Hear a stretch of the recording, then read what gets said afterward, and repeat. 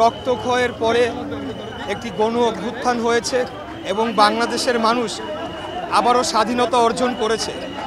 আপনারা জানেন যে এই স্বাধীনতাকে ভুলুণ্ঠিত করার জন্যে ফ্যাসিবাদী শক্তি তারা তৎপর হয়ে রয়েছে। আপনারা দেখেছেন যে অবৈধ খুনি স্বৈরাচারী শেখ হাসিনা ভারতে পালিয়ে গিয়ে সেখান থেকেও তার নেতাকর্মীদের নির্দেশ দিচ্ছে, বাংলাদেশে একটা অরাজকতা সৃষ্টি করার চেষ্টা করছে এবং আজকের এই দিবসকে ঘিরে তাদের একটা কুচক্র মহল বাংলাদেশেও তৎপর রয়েছে।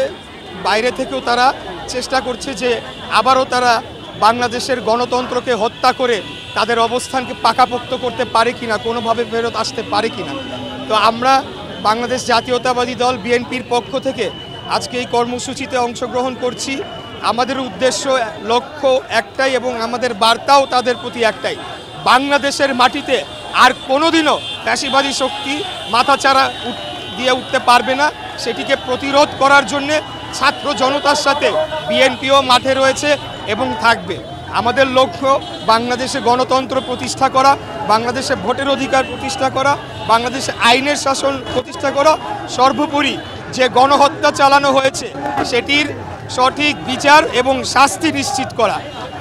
এটিকে যদি বাধাগ্রস্ত করার জন্যে ফ্যাসিবাদী শক্তি বাইরে থেকে হোক বা দেশের অভ্যন্তরে থেকে হোক কোনো রকমের অপচেষ্টা চালায়, সেটিকে আমরা রুখে দিব এবং তাদের বিরুদ্ধে আমরা কঠোর ব্যবস্থা নেব। এটি আমাদের বার্তা। 5ই আগস্ট সরকারের পতনের পর সংসদ ভেঙে দেওয়া হয়েছে, সরকারের পতন হয়েছে, কিন্তু স্থানীয় সরকারে যারা নির্বাচিত তাদেরকে তো পদচ্যুত করা হয় নাই। তারা কি কারণে দেশ ছেড়ে পালিয়ে গেল? তাদের তো পালিয়ে যাওয়া ঠিক হয় নাই। তার মানে নিশ্চয়ই তারা অপরাধী, তারা অপকর্ম করেছে, তারা কুকর্ম করেছে, তারা জনরোষের ভয়ে তারা দেশ ছেড়ে পালিয়েছে। তাই আমি মনে করি যে এই অবস্থায় সরকারের উচ্চ পর্যায় থেকে একটা সিদ্ধান্ত আসা উচিত যে আবারও জনপ্রতিনিধিদের হাতে ক্ষমতা এবং দায়িত্ব হস্তান্তর করার আগ পর্যন্ত কিভাবে স্থানীয় সরকার এবং সিটি কর্পোরেশন পৌরসভাগুলো চলবে, জনগণের সেবা আবারও সেটাকে চালু করা যাবে এবং জনগণের যাতে ব্যাঘাত না হয় তাদের সার্ভিসে, সেটিকে নিশ্চিত করার জন্য সরকারের পক্ষ থেকে একটা নির্দেশনা আসতে হবে। পরবর্তীতে নির্বাচিত জনপ্রতিনিধিরা দায়িত্ব না নেওয়া পর্যন্ত, এটি আমি মনে করি।